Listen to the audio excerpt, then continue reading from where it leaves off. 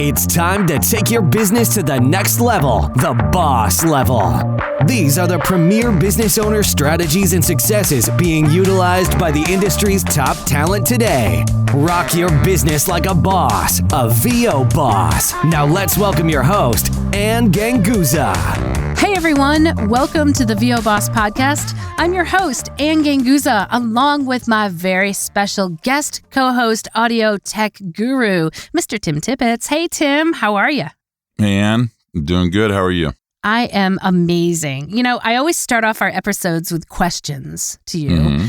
And I thought that because we're kind of wrapping up the year, it would be a great idea for us to kind of just go through what we both feel are our top audio tips for our listeners. So that would be maybe the top tips from Tim Tippets. Yeah, and even some tips that may not necessarily be directly related to audio. You know, Yeah, I mean, absolutely. You and I have talked about this, and there's some stuff that you threw in there, making some very good points. Then I think they all affect our audio. So yeah, they do at the end of the day, right? At the end of the day, whether it's performance or whatever, it's still audio, so it counts.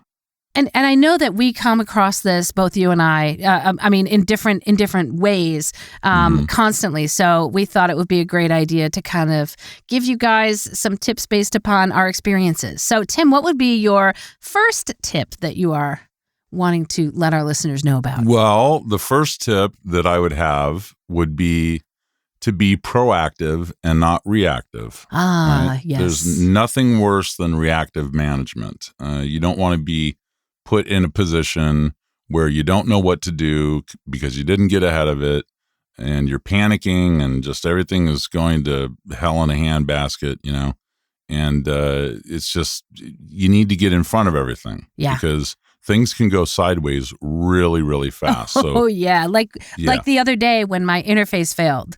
And thankfully I had another interface that I could use, and that was It had happened to me a long time ago when I only had one interface and it failed.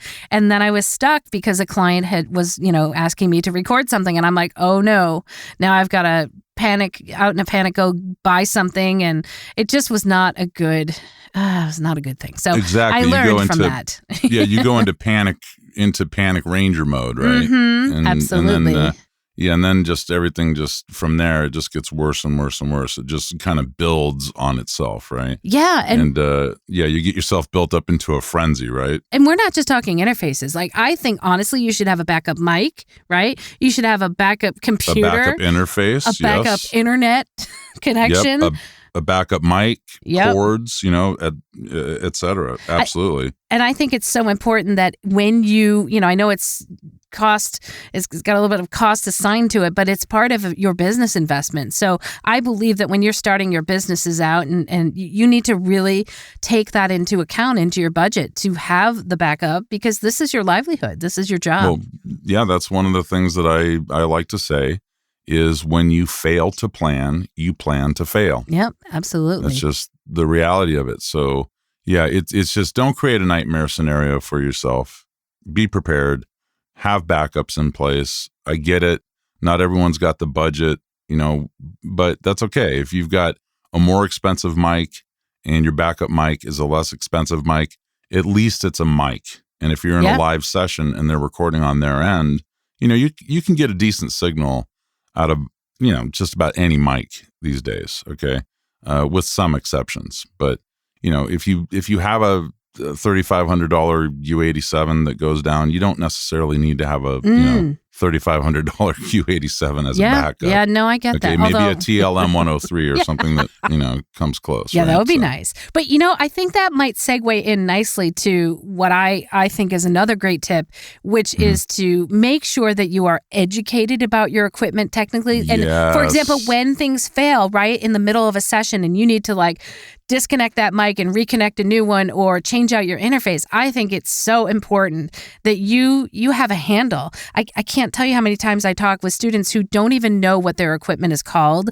Like, I'll ask, what brand are you using, and they don't know, and they don't know how it's connected to their computer. I'm sure you've run into it probably even more than me.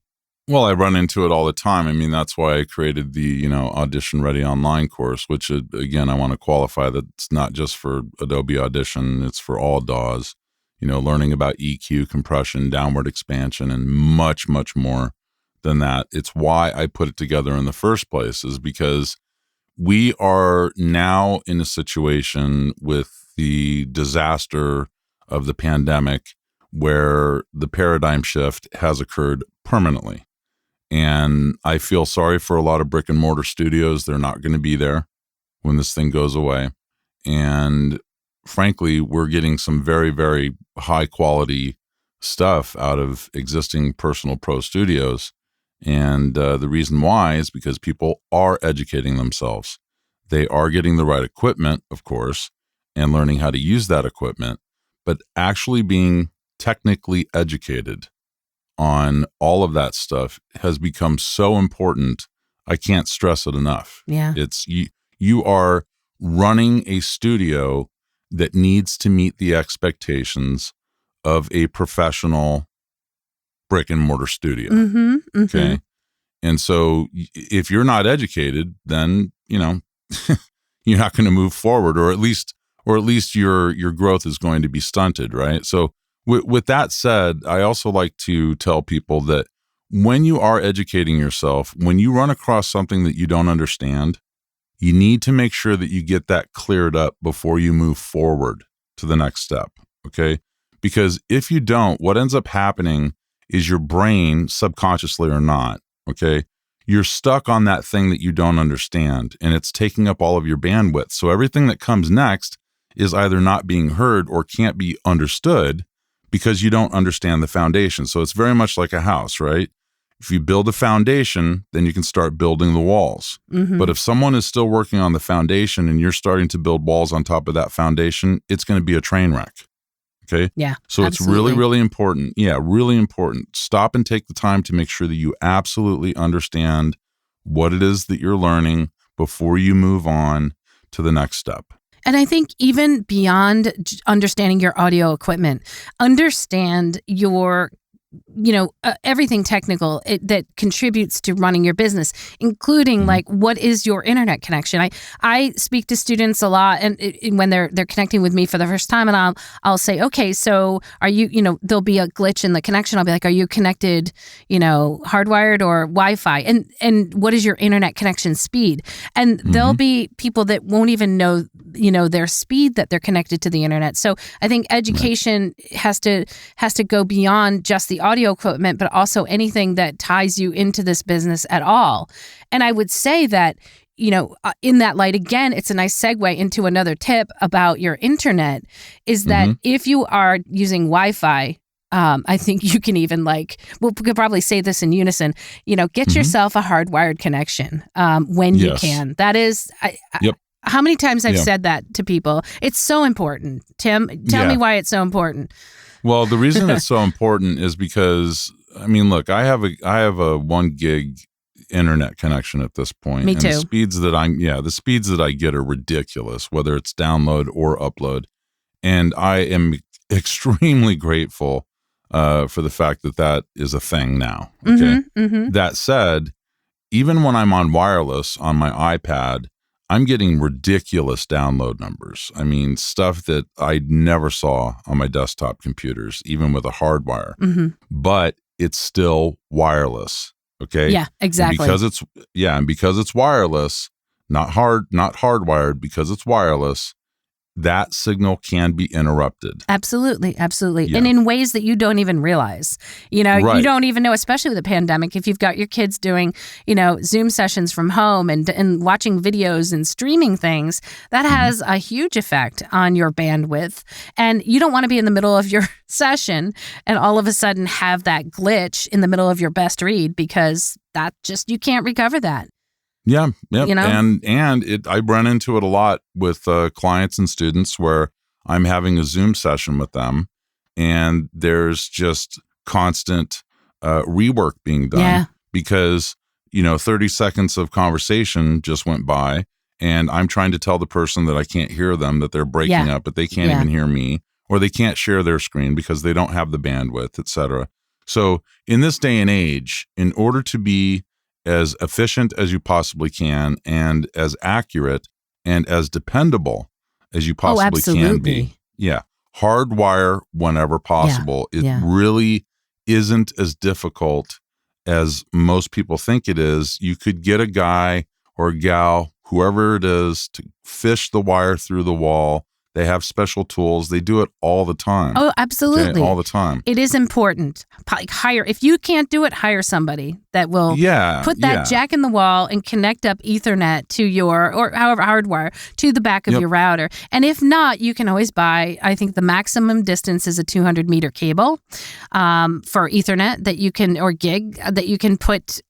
Actually, gig I think is longer, but that you can connect up to the back of your router, and it's really not that difficult. I mean, I did it when I was temporarily in my rental before we moved into the new house. I had a 200 meter cord connected to the back of the rental's router so that I could use IPDTL effectively and my internet effectively. And not only that, Tim, you remember before you came and built the studio here, when I bought the house, I was so adamant about having Ethernet, jacks in my office. I have 3 of them in my office. I was adamant about it. And then I kept asking somebody, can I get gig internet here in this area? And they're like, well, you can get high speed. But even then people are like, well, you can get high speed. I'm like, no, I need gig. So it was something that I asked for, and it was going to be a deciding factor whether or not I actually bought this house. If I could get a gig internet, because it's my business, No, I totally understand. I mean, and think about how fortunate we were where the booth was placed. Your hardwire is right under one of those panels. Like Absolutely. It worked out perfectly, right? So we were able to get you hardwired inside your booth as well. So hardwire internet. And then back up that internet too. Some form of backup internet. I have even had to, when my internet here has gone down, I have not tethered. I'm trying to remember exactly what it is that Apple calls it. Hotspot. But essentially, a hotspot, thank you. Yep. So you share your hotspot with your laptop or your, whatever. And I was surprised by the speed that I was getting. You can get some great speeds, and it will save you in a pinch. When your internet goes down, make your phone a hotspot, and that's your secondary backup. And I just make sure that I always have that. So. And I also wanted to say that my next door neighbor had the same situation where they needed to run it from the basement all the way to the attic. And it cost like $120 for the person to come out and just fish it through. And they were done in no time at all. And so anyway, when it comes to this kind of stuff, just as a general statement, one of the things that I am caught saying quite often is, hey, if you think it will be hard, guess what? You'll be right. Okay. But if you just realize that, like, look, parts just connect. You're just going from A to B. It's that simple. And if you can't figure it out, somebody else knows, and they can do it, and they can do it very quickly. So just, be willing to shell out a little bit of money to just get it done, and it'll save you tons of headache or potential headache. Absolutely. In the future. And again, just keep remembering that it's your business. This is an investment in your business. So. Yep, absolutely. So speaking of resources, et cetera, okay, one of the things that I wanted to talk about that is kind of technical, maybe kind of sort of, but you and I have talked about this before, and I call it, like overburdening your resources, whether they're coaches, teachers, et cetera. Or computers and hardwired internet connections. That's right. Don't overburden those. Don't overburden things, right? So when you are paying a coach to, teach you something, coaches generally tend to be very good people from what I've, seen and heard and experienced myself. But one of the things that you need to make sure that you don't do, so you're not burning your resources, is to, hey, can I have you take a quick listen to this? Or, and this is well after they assisted you or had a session with you or whatever. And you just keep going back to that well. Okay. Well, guess what? That well is going to dry up eventually. Yeah. And you don't want to put yourself in that situation. And most coaches and teachers really do want to help people. Agreed. But as for me, I'm doing a million different things at the same time. Me too. And I don't always have time, even though I do at times, to like answer someone's question or whatever. There are plenty of resources out there online on Facebook, et cetera, where people can just, simply post something and ask a question. We know we have tons of voiceover groups. Yeah, and you can get help right away, right? And in my student group, I'm fortunate enough at this point with 700 plus students, 450 of them are in the private Facebook group. And what's great about that is that when someone does have a tech issue, not only is that entire page searchable for questions that people have asked in the past so that they can, use those as resources. But what's great about it is I have so many people who are educated and well educated in audio tech at this point that it usually gets answered correctly 3, 4, 5 times before I even have a chance to see the post, right? So anyway, overall, I mean, I feel bad about saying this, but the reality is when you are overburdening those resources, they are not able to take care of others and as well as they should be. Okay. Agreed. That's one of the problems. And 2, you just don't want to burn a bridge to someone who's of value. And again, I agree with you. Like, it's not something that it's easy to talk about. I mean, I know, Tim, you're a super passionate, giving person. And it's not that we don't want to help, but I've had people in a panic text me and, can tell me what you can do. And literally, it's not even like, I'm so sorry to bother you, but could you? It's just texting me with panicked questions. And I just don't have the capacity because I am, I'm either coaching or I'm in a session or whatever the reason, I just don't have the capacity to help. And I feel bad. And so if you're trying to, just constantly ask questions, I actually had to put a policy in place for when you could ask questions. Not that I wanted to have to do that, but I'm one person. And so, the overburdening thing is it's uncomfortable. It is uncomfortable. It's uncomfortable to talk about, and it's also uncomfortable to address it with someone. But in recent weeks, I've done it a few different times. Yeah, and you I've have just, to. Politely said, "Hey, look, I'd love to help. you understand. Yep. Yeah, I'd love to help you, but I have a lot of other people who need help as well. This is a business. I hope you understand." If you want to book some time with me, then let's book some time. And that's really honestly like it's wonderful to be busy, and I'm very grateful for that. But that's why we have businesses, and that's why you can set up time with your coaches to get the help that you need, and not necessarily just be after the fact either overburdening them. And I understand the panic because I felt it too when I was first getting into voiceover, and all of a sudden I had somebody interested in my work, and then maybe they wanted a quote for a rate. I mean, and all of a sudden it's like, whoa, what do I do? So I get it. And if I can at all possibly help, I will. But that is, I'm kind of glad you brought that up, Tim. But that's one of the reasons that you have VO Peeps, right? Yep. Is because you are able to throw that stuff out there. Yep. I've seen your tips on Instagram, and I do the same thing on my Facebook page, et cetera. But when this you're out podcast there, too, Tim, that was a reason. And the podcast. It was a reason obviously. for this podcast was to kind of, give back and educate and hopefully I want people to be able to be self-sufficient and run their businesses. That's ultimately, I think, what a great teacher does, right? Is prepares their students to go out in the world and be successful. Well, that's one of the things that I posted on my Facebook page most recently is I said, hey, I believe that when it's a coach's job, I believe, or a teacher's job, it isn't their job rather, to show you how smart they are. It's their job to show you how smart you can be. Absolutely. Right? Absolutely. And so you have to be able to, reach across or down or however it is that you want to put the relationship and understand them at a fundamental level and not talk over their head, because I believe when you talk over someone's head, that's because you've elevated yourself. Yeah. Right? Yep. And that's not a good way to go about teaching. Now, I don't think that's the heart of teaching. I think you need to elevate and, prepare your students for success, and that's how you've done your job well. Right, exactly. And so, all what is it? Rising tides, all boats, et cetera, right?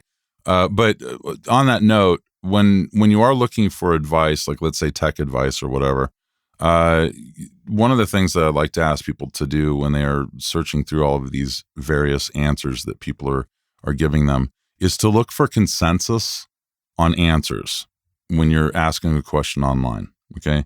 Because I've found that that's almost always the accurate answer.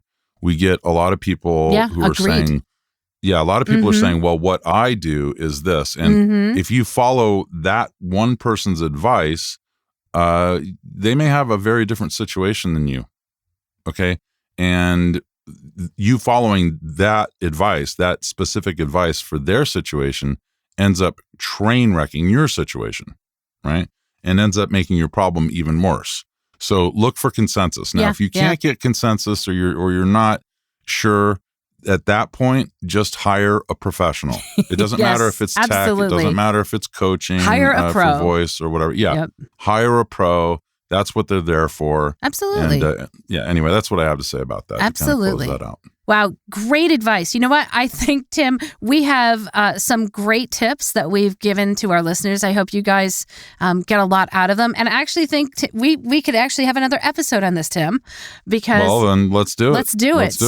All right, guys. So I'd like to give a great big shout out to our sponsor, IPDTL, one of my main resources that I love. And of course, I have a backup in case IPDTL doesn't come through for me. But IPDTL, it does. But hey, IPDTL also has a backup. So I've never really seemed to run short on IPDTL backups. So you guys can find out more at IPDTL.com. You guys have a great week, and we'll see you next week. Bye. Bye. Join us next week for another edition of VO Boss with your host, Ann Ganguzza. And take your business to the next level. Sign up for our mailing list at voboss.com and receive exclusive content, industry revolutionizing tips and strategies, and new ways to rock your business like a boss. Redistribution with permission, coast-to-coast connectivity via IPDTL.